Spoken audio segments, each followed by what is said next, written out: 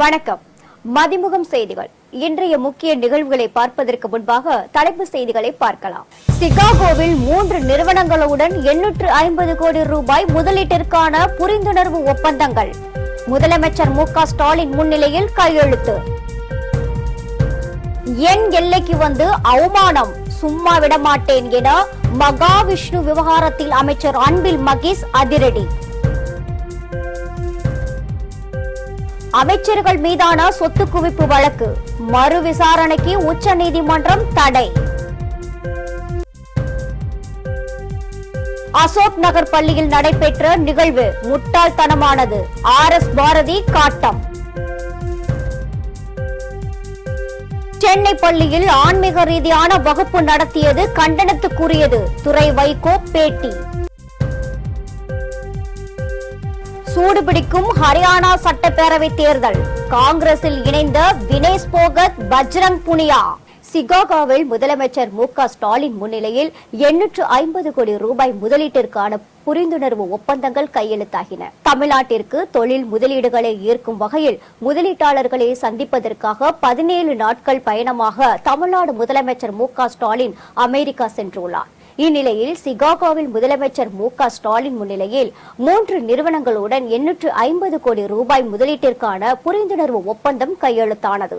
சிகாகோவில் முதலமைச்சர் மு.க. ஸ்டாலின் முன்னிலையில் செங்கல்பட்டு மாவட்டத்தில் லிங்கன் எலக்ட்ரிக்கல் நிறுவனத்தின் ஆராய்ச்சி மற்றும் மேம்பாடு உற்பத்தி மையத்தை விரிவாக்கம் செய்வதற்கு 500 கோடி ரூபாய் முதலீட்டில் புரிந்துணர்வு ஒப்பந்தம் மேற்கொள்ளப்பட்டது.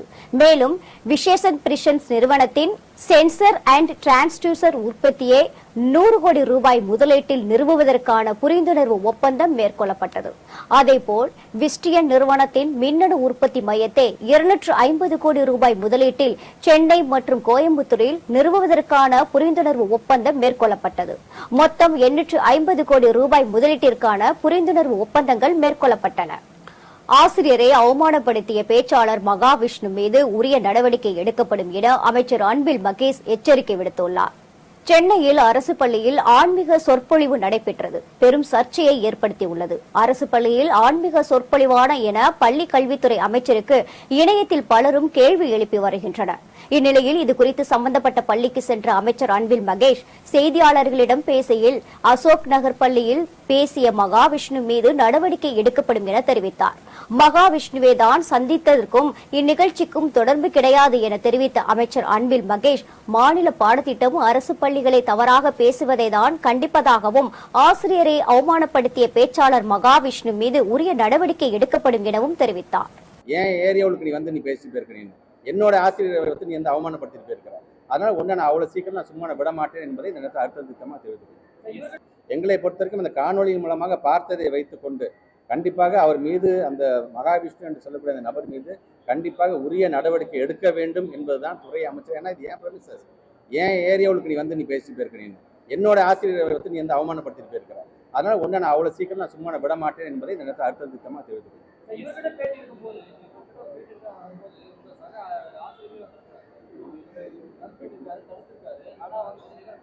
வேணாம், அது நிர்வாக ரீதியாக ஆசிரியர் வந்து பேட்டி கொடுக்க கூடாது அப்படிங்கிற ஒரு விதி இல்லை. பட் எதுவாக இருந்தாலும் நான் அவருடன் அமர்ந்து பேசும்போது கூட நானும் அவருடன் ஆசிரியர் நீங்கள் துணிஞ்சு பண்ணுங்க, நாங்கள் நிற்கிறோம் ஏன்னு சொன்னோம். மறப்போம் மன்னிப்போம் இருப்போங்க ஏன் அப்படின்னு சொன்னாங்க. பட் அது அவருடைய பெருந்தன்மையை காட்டுகின்றது. ஆனால் என்னை பொறுத்த வரைக்கும் எங்கள் சங்கர் சார் அவன் வந்து பேசுனதை என்னால் கண்டிப்பாக சும்மா விட முடியாது என்பதை நான் தெரிவிச்சேன். கண்டிப்பாக அந்த வருகின்ற எவிடன்ஸ் நமக்கு எவிடன்ஸே இருக்குது, அதில் வீடியோவே இருக்குது. அந்த வீடியோவுக்கு தகுந்தாற் போல் அவரோட நீங்கள் சொல்கிற மாதிரியான ஒரு மிகப்பெரிய ஒரு விசாரணை நடத்தப்பட்டு உரிய நடவடிக்கை அவர் மேல் எடுக்கப்படும் என்பதை நான் தெரிவிக்கிறேன். பேசக்கூடியவர்கள் அதான் நான் சொன்னேன், பேசக்கூடியவர்கள் யாராச்சும் மோட்டிவேஷனல் ஸ்பீக்கர்ஸ் நீங்கள் கொண்டு வரீங்க, நல்ல எண்ணத்தில் கொண்டு வரீங்கன்னு ஆசிரியர் ஆசைப்படுறது தவறு கிடையாது. ஆனால் வரவனுடைய பேக்ரவுண்ட் எப்படி இருக்குது, அவன் எந்த மாதிரியான சமூகத்திலேருந்து வருகிறான், அவன் என்ன மாதிரியான அவனோட பேக்ரவுண்ட் இருக்குது, இதுக்கு முன்னாடி அவன் என்ன மாதிரியான உரைகளாம் நிகழ்த்தியிருக்கான்னு நம்ம தெரிஞ்சுட்டு தான் அவன் கூப்பிட்டுருக்கோம். தவறு இவர்கள் மேலே இருக்கின்றது, பள்ளி நிர்வாகத்தின் மேலே இருக்குது. ஆனால் அதற்கு அடிப்படை காரணம் யார், இவருக்கு அந்த தைரியத்தை அந்த அனுமதியை கொடுத்தது யார், அந்த அனுமதியை கொடுத்தவர்கள் யாராக இருந்தாலும் அவங்க நடவடிக்கை. சென்னை பள்ளியில் ஆன்மீக ரீதியான வகுப்பு நடத்தியது கண்டனத்துக்குரியது. பள்ளி நிகழ்வில் சனாதன நிகழ்ச்சியை அனுமதித்த நபர் மீது கடும் நடவடிக்கை எடுக்க வேண்டும் என மதிமுக முதன்மை செயலாளரும் திருச்சி நாடாளுமன்ற உறுப்பினருமான துரை வைகோ தெரிவித்துள்ளார். நெல்லை தாளையூத்து பகுதியில் உள்ள திருமண மண்டபத்தில் நடைபெற்ற மதிமுக நிர்வாகி ஆறுமுக பாண்டியன் இல்ல விழாவில் கலந்து கொண்டு மணமக்களை மதிமுக முதன்மை செயலாளர் துரை வைகோ வாழ்த்தினார். பின்னர் செய்தியாளர்களிடம் பேசிய துரை வைகோ, பள்ளிகளில் நடத்தப்பட்ட ஆன்மீக வகுப்பு தவறானது எனவும் இந்த விவகாரம் தொடர்பான விசாரணையை அமைச்சர் அன்பில் மகேஷ் பொய்யாமொழி மேற்கொண்டு சனாதன கருத்துக்களை அனுமதித்த நபர் மீது நடவடிக்கை எடுக்க வேண்டும் எனவும் தெரிவித்தார். தற்போது உள்ள தங்கள் கூட்டணி நிலைத்து நிற்கும் எனவும் தங்கள் கூட்டணியில் எந்த மாற்றம் இல்லை எனவும் துரை வைகோ திட்டவட்டமாக தெரிவித்தார். சனாதன கருத்துக்கள் அரசு பள்ளிகள்ல போதிக்கப்படுறது ஒரு தவறான ஒரு விஷயம். அது பல்வேறு இயக்கங்கள், பல்வேறு அரசியல் தலைவர்கள் அதுக்கு கண்டனம் தெரிவிச்சிருக்கிறாங்க. அது எதனால் நடந்தது, யாரால் அது அனுமதிக்கப்பட்டது என்பதற்கு உண்டான விசாரணை கண்டிப்பாக நடைபெற வேண்டும். பள்ளிக்கல்வித்துறை அமைச்சர் நான் பெரிதும் மதிக்கும் அன்பு சகோதரர் அன்பில் மகேஷ் பொய்யாமொழியை பொறுத்தவரை ஒரு மிக சிறப்பாக செயல்படும் ஒரு அமைச்சர். அவரின் கவனத்திற்கு கண்டிப்பாக இது போய் சேர்ந்திருக்கும். கண்டிப்பாக பள்ளிக்கல்வித்துறை அமைச்சர் சகோதரர் மகேஷ் பொய்யாமொழி அவர்கள் நடவடிக்கை எடுப்பார் என்ற நம்பிக்கை எனக்கு 100% உண்டு.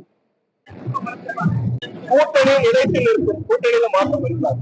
அமைச்சர்கள் தங்கம் தென்னரசு மற்றும் KKSSR ராமச்சந்திரன் ஆகியோர் மீதான சொத்து குவிப்பு வழக்கை மீண்டும் கீழமை நீதிமன்றம் விசாரிக்க வேண்டும் என்று உயர் நீதிமன்றம் வழங்கிய தீர்ப்புக்கு உச்ச நீதிமன்றம் இடைக்கால தடை விதித்துள்ளது. வருமானத்திற்கு அதிகமாக சொத்து சேர்த்த வழக்கில் அமைச்சர்கள் KKSSR ராமச்சந்திரன், தங்கம் தென்னரசு மற்றும் அவர்களது குடும்ப உறுப்பினர்களுக்கு எதிரான வழக்கை கீழமை நீதிமன்றம் மீண்டும் விசாரிக்க வேண்டும் என்ற சென்னை உயர்நீதிமன்றம் தானாக முன்வந்து அளித்த உத்தரவுக்கு உச்சநீதிமன்றம் இடைக்கால தடை விதித்துள்ளது. இந்த வழக்கில் தமிழ்நாடு அரசு மற்றும் உயர்நீதிமன்ற பதிவாளர் ஆகியோர் 4 வாரங்களில் பதிலளிக்க உச்சநீதிமன்றம் நோட்டீஸ் அனுப்ப உத்தரவிட்டுள்ளது. பெட்ரோல் டீசல் விலையை குறைக்க ஒன்றிய அரசு திட்டமிட்டுள்ளதாக தகவல் வெளியாகியுள்ளது. கடந்த மார்ச் மாதம் பெட்ரோல் டீசல் விலையை லிட்டருக்கு 2 ரூபாய் குறைத்தது. அதன் பிறகு பெட்ரோல் டீசல் விலையில் மாற்றமின்றி விற்பனை செய்யப்பட்டு வந்த நிலையில் கடந்த ஜனவரி மாதம் முதல் கச்சா எண்ணெயில் விலை கணிசமாக குறைந்து கொண்டே வருகிறது.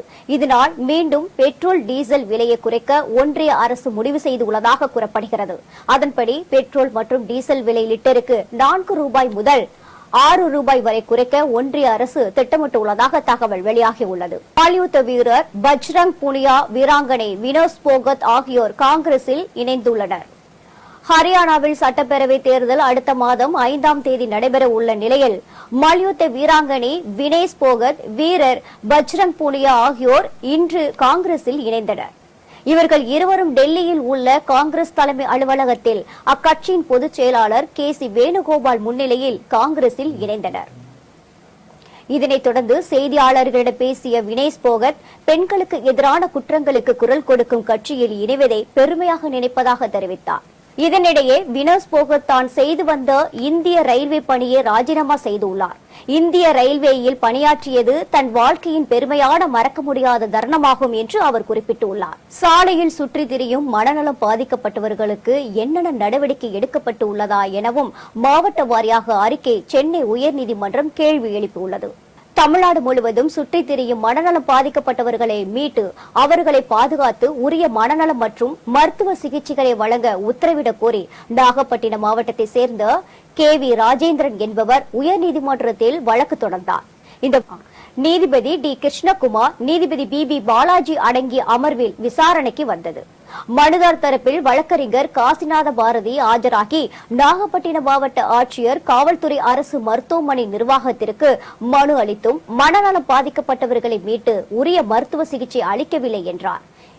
இதனை பதிவு செய்த நீதிபதிகள், தமிழகம் முழுவதும் சாலைகளில் சுற்றித் திரியும் மனநலம் பாதிக்கப்பட்டவர்களை மீட்டு அவர்களுக்கு உரிய சிகிச்சை வழங்க மாவட்ட வாரியாக எடுத்த நடவடிக்கை குறித்து அறிக்கை தாக்கல் செய்ய வேண்டும் என்று தமிழக அரசுக்கு உத்தரவிட்டு வழக்கின் விசாரணையை 4 வாரத்திற்கு தள்ளி வைத்தனர். பள்ளிகளில் இதுபோன்ற சம்பவங்கள் நடைபெறாமல் இருக்க நடவடிக்கை எடுக்கப்படும் என திமுக அமைப்பு செயலாளர் RS பாரதி தெரிவித்துள்ளார். திமுக திமுக மாணவர் அணியின் மாநில மாவட்ட மாநகர அமைப்பாளர்கள் துணை அமைப்பாளர்கள் கூட்டம் அண்ணா அறிவாலயத்தில் நடைபெற்றது. இந்த கூட்டத்தில் திமுக அமைப்பு செயலாளர் RS பாரதி, துணை பொதுச் செயலாளர் R ராஜா, மாணவர் அணி தலைவர் ராஜீவ்காந்தி மற்றும் அனைத்து மாவட்ட மாநில மாநகர மாணவர் அணி அமைப்பாளர் துணை அமைப்பாளர்கள் கலந்து கொண்டனர். இந்த கூட்டத்தில் மதசாதிய வெறுப்புணர்வை மாணவர்களிடம் விதைக்க வேண்டாம் உள்ளிட்ட பல்வேறு தீர்மானங்கள் நிறைவேற்றப்பட்டுள்ளது. இதில் கலந்து கொண்ட பின் செய்தியாளர்களை சந்தித்த திமுக அமைப்பு செயலாளர் RS பாரதி, ஆளுநர் RN ரவி தமிழ்நாடு பள்ளிக்கல்வியின் தரத்தை குறித்து பேசியதற்கும் இந்த நிகழ்வுக்கும் பின்னணி உள்ளதாகவும் அதனை அறிந்து புரிந்து அரசு நடவடிக்கை எடுத்துள்ளதாகவும் தெரிவித்தார். இது மாதிரி ஒரு சம்பவம் ஆளுநர் கல்விக் கொள்கை பற்றி விமர்சித்து சொல்லியிருக்காங்க. இப்படி ஒரு சம்பவம் நடந்ததுக்கும் ஏதோ ஒரு பின்னணி இருக்கு. அதை அறிந்து புரிந்து அரசு உடனடியாக நடவடிக்கை எடுத்திருக்கிறது. உடனடியாக இது மாதிரி நடக்கக்கூடாது நான் கூட பேசுகிற போது குறிப்பிட்டேன். ஆகவே இந்த மாதிரி சில புல்லுரிமைகள் அங்கங்க வருவாங்க. அதை அரசு உடனடியாக கவனித்து 24 மணி நேரத்துக்குள் நடவடிக்கை எடுக்கப்பட்டிருக்கிறது. இதுபோல இனிமேல் நடக்காமல் எல்லோரும் பார்த்துக்கொள்ள வேண்டும். ஆசிரியர்கள் மட்டுமல்ல, பெற்றோருக்கும் இந்த பொறுப்பு இருக்கிறது. இதுபோல் எங்கேயாவது நடந்தால் உடனடியாக, ஏன்னா அரசு கவனத்துக்கு வராமலே கூட சில இடங்களில் நடக்கலாம்.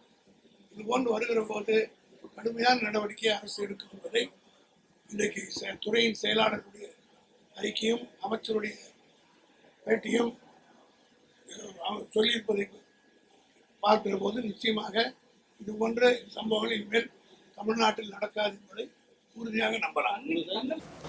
ராணிப்பேட்டை மாவட்டம் சோளிங்கர் அருகே தண்ணீர் பக்கெட்டில் 1.5 வயது பெண் குழந்தை விழுந்து பரிதாபமாக உயிரிழந்தார்.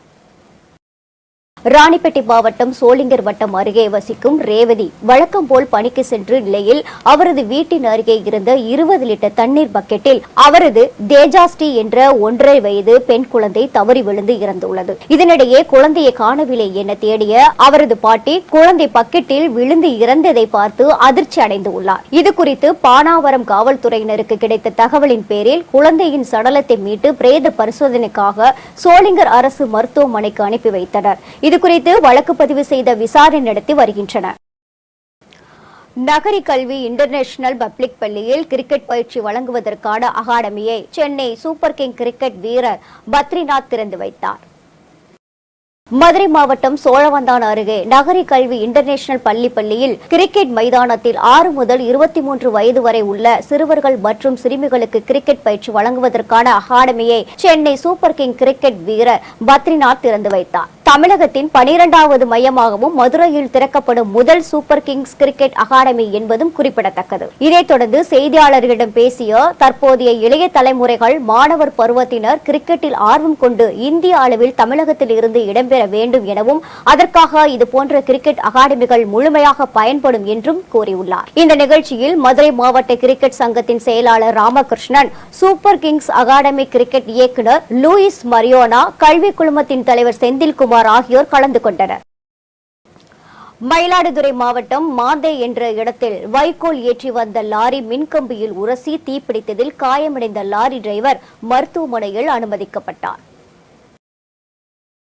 மயிலாடுதுறை மாவட்டம் குத்தாலம் தாலுகா மாந்தே என்ற இடத்தில் நெல் வைக்கோல் ஏற்றி வந்த லாரி அப்பகுதியில் தாழ்வாக இருந்த மின்கம்பியில் பட்டு தீ பிடித்து தீப்பற்றியது. தெரியாமல் சுமார் 1 கிலோமீட்டர் தூரம் லாரியை டிரைவர் ஓட்டி வந்துள்ளார். இந்நிலையில் மளமளவென தீ பரவியதை தொடர்ந்து லாரி டிரைவர் அங்கமுத்து அருகில் இருந்த குளத்தில் லாரியை இறக்க முயற்சி செய்தார். அதற்குள் தீ வேகமாக பரவியது. தகவல் அறிந்து சம்பவ இடத்துக்கு வந்த தீயணைப்பு துறையினர் தீயை கட்டுக்குள் கொண்டு வந்தனர். இந்நிலையில் லாரியில் இருந்து டிரைவர் அங்கமுத்து தீக்காயங்களுடன் கும்பகோணம் மருத்துவமனையில் சிகிச்சை பெற்று வருகிறார். பல்வேறு மாவட்டங்களில் நடைபெற்ற நிகழ்வுகளை களத்தில் மதிமுக பகுதியில் பார்க்கலாம்.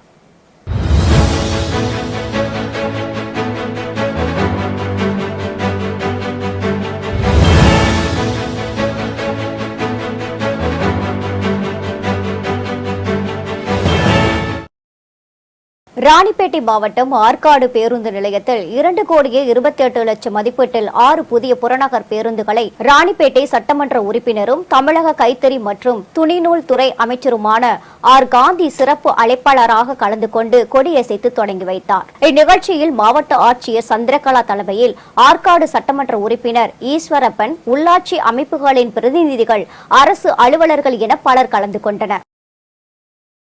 அரியலூர் மாவட்டம் போக்குவரத்து துறையின் சார்பில் தென்னூர் வேளாங்கண்ணி புதிய பேருந்து வழித்தடத்தினை போக்குவரத்து துறை அமைச்சர் சிவசங்கர் கொடியசைத்து துவங்கி வைத்தார். இந்நிகழ்ச்சியில் ஜெயக்கொண்டம் சட்டமன்ற உறுப்பினர் கண்ணன், தமிழ்நாடு அரசு போக்குவரத்து நிர்வாக இயக்குநர், அரசு போக்குவரத்து கழக ஊழியர்கள், உள்ளாட்சி அமைப்பின் பிரதிநிதிகள், பொதுமக்கள் உள்ளிட்ட பலர் கலந்து கொண்டனர். திருப்பூர் மாநகரில் விநாயகர் சதுர்த்தி விழாவை அமைதியான முறையில் கொண்டாட வேண்டும் என்பதை வலியுறுத்தி திருப்பூர் மாநகர காவல் ஆணையர் லட்சுமி தலைமையில் 100க்கும் மேற்பட்ட காவல்துறையினர் கலந்து கொண்டு கொடி அணிவகுப்பு நிகழ்ச்சி நடைபெற்றது. இதனைத் தொடர்ந்து செய்தியாளர்களிடம் பேசிய மாநகர காவல் ஆணையர் லட்சுமி, விநாயகர் சதுர்த்தி விழா 4 நாட்கள் கொண்டாடப்பட உள்ள நிலையில் 1000க்கும் மேற்பட்ட காவல்துறையினர் பாதுகாப்பு பணியில் ஈடுபட உள்ளதாக தெரிவித்தார். விநாயகர் சிலைகள் 4 நாட்களாக கரைக்கப்பட இருக்கிறது. 8ஆம் தேதியிலிருந்து 11ஆம் தேதி வரை. அதுல முக்கியமா 10ஆம் தேதி அன்னைக்கு கிட்டத்தட்ட 550 சிலைகள் கரைக்கப்பட இருக்கின்றன. இதுக்காக வேண்டி நம்ம 1000 அதிகாரிகளும் ஆளுநர்களும் உள்ளிட்டு 1000 பேர் இந்த பாதுகாப்பு பணியில ஈடுபடுத்த இருக்கிறோம். இது போக கூடுதலான பாதுகாப்பு அலுவலரும் கேட்டிருக்கும், அவர்களும் விரைவில் வந்து விடுவார்கள். இது சம்பந்தமாக பொதுமக்கள் அவங்களுக்கு ஒரு அமைதியாக பீஸ்ஃபுல்லா இந்த ப்ரொசஷன் போகும் அப்படிங்கிறதுக்காக, அதுக்காக காவல்துறை அவங்களுக்கு எப்பவுமே உறுதுணையா இருக்கும் என்பதை சொல்றதுக்காக இன்னைக்கு ஒரு கொடி அணிவகுப்பு நடத்தப்பட்டது. ஸோ இந்த ஊர்வலங்கள்லாம் சிறப்பான முறையில நடந்தேறும். அதுக்கான எல்லா ஆயத்த ஏற்பாடுகளும் எங்களுடைய அதிகாரிகளும் செஞ்சுட்டு இருக்காங்க. இது ரொம்ப பீஸ்ஃபுல்லாகவும் விரைவாகவும் முடிக்கப்படும். நன்றி. வேலூர் மாவட்டம் ஆற்காடு சாலையில் சென்னை அப்போலோ மருத்துவமனையில் தகவல் மையம் புதியதாக திறக்கப்பட்டுள்ளது. இதுகுறித்து செய்தியாளர்களிடம் பேசிய அப்போலோ மருத்துவமனையின் டாக்டர் ரமேஷ் மற்றும் டாக்டர் இந்திரஜித், வேலூரில் அப்போலோ மருத்துவமனையில் நவீன தொழில்நுட்பமான ரோபோட்டிக் அறுவை சிகிச்சை வசதியும் உள்ளதாக தெரிவித்தனர்.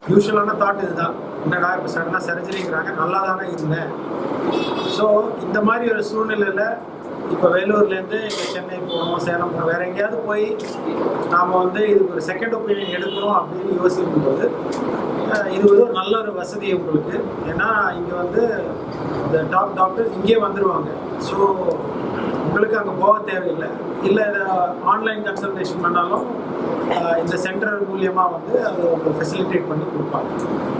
ஸோ அறுவை சிகிச்சையில் ஹார்ட் சர்ஜரி இருக்கிறதுலே மோஸ்ட் காம்ப்ளிகேட்டட் அறுவை சிகிச்சை. இதில் டாக்டர் ரமேஷ் சொன்ன மாதிரி ரொபாட்டிக் சர்ஜரி கூட we are able to give the patients. So இது ஒரு ஆப்ஷன் பேஷண்ட்ஸுக்கு. இந்த ஃபுல் ஓப்பன் பண்ணி ஆப்ரேஷன் பண்ணுறதுக்கு சிறுதுளையில் இல்லைன்னா ரொபாட்டிக் வழியாக பண்ணோம்னா ரிகவரி ரொம்ப ரொம்ப ஈஸியாக இருக்கும் பேஷண்ட்டுக்கு. இப்போ ஆப்ரேஷன் அதே ஆப்ரேஷன் தான் பண்ண போகிறோம். பைபாஸ் ஆப்ரேஷனா பைபாஸ் ஆப்ரேஷன், வேல்வ் ஆப்ரேஷனா வேல்வ் ஆப்ரேஷன். ஆனால் அந்த ஆப்ரேஷன் முடிஞ்சு ரிகவரிக்கு ஒரு 2 மாதம் 3 மாதம் எடுக்கும் ரெகுலர் ஓப்பன் சர்ஜரியில் பண்ணலாம். அதுவே நீங்கள் ரொபாட்டிக் சர்ஜரியில் பண்ணீங்கன்னா 2 வாரம் 3 வாரத்தில் நீங்கள் ரிகவர் பண்ணி திருப்பி உங்கள் வேலைக்கு நீங்கள் போய் பார்க்கலாம். ஸோ அந்த ஒரு அட்வான்டேஜ் உங்களுக்கு ரொபாட்டிக் சர்ஜரி இல்லை சிறுதுளை ஆப்ரேஷனில் உங்களுக்கு இருக்குது. ஸோ இந்த ஆப்ஷன் இதை பற்றி பேசுகிறதுக்கு இந்த மாதிரி ஒரு இன்ஃபர்மேஷன் சென்டர் உங்களுக்கு ரொம்ப யூஸ்ஃபுல்லாக இருக்கும். அதுக்கு நாங்கள்லாம் ஹெல்ப் பண்ணுறோம். Any time please contact mister Jayakumar or his team. We are available to help out. Thiruvallur மாவட்டம் திருத்தணி முருகப்பா நகர் பகுதியில் அடுக்குமாடி குடியிருப்பில் வசிப்பவர் பிரேம்குமார். இவரது வீட்டின் கீழ்ப்பகுதியில் மின் கசிவு காரணமாக தீ விபத்து ஏற்பட்டுள்ளது. இந்த தீ விபத்தில் பிரேம்குமார், அவரது மனைவி மஞ்சுளா மற்றும் 2 குழந்தைகள் உள்ளிட்ட 4 பேரும் படுகாயமடைந்தனர். இந்நிலையில் திருவள்ளூர் அரசு மருத்துவமனையில் சிகிச்சைக்காக 4 பேரும் அனுமதிக்கப்பட்ட நிலையில் சிகிச்சை பலனின்றி குழந்தை நபிலன் உயிரிழந்தார். இதனிடையே திருவள்ளூர் மாவட்ட காவல் கண்காணிப்பாளர் சீனிவாச பெருமாள் சம்பவ இடத்திற்கு விரைந்து ஆய்வு செய்து விசாரணை மேற்கொண்டனர்.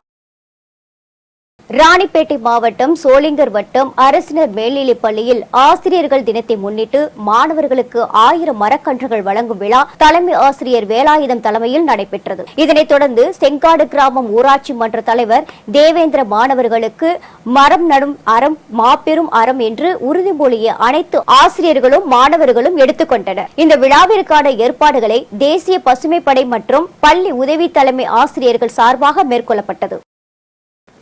திருப்பத்தூரில் பதுங்கி வைத்திருந்த 1000 கிலோ ரேஷன் அரிசி மற்றும் 3 இருசக்கர வாகனங்கள் வனத்துறையினர் பறிமுதல் செய்தனர்.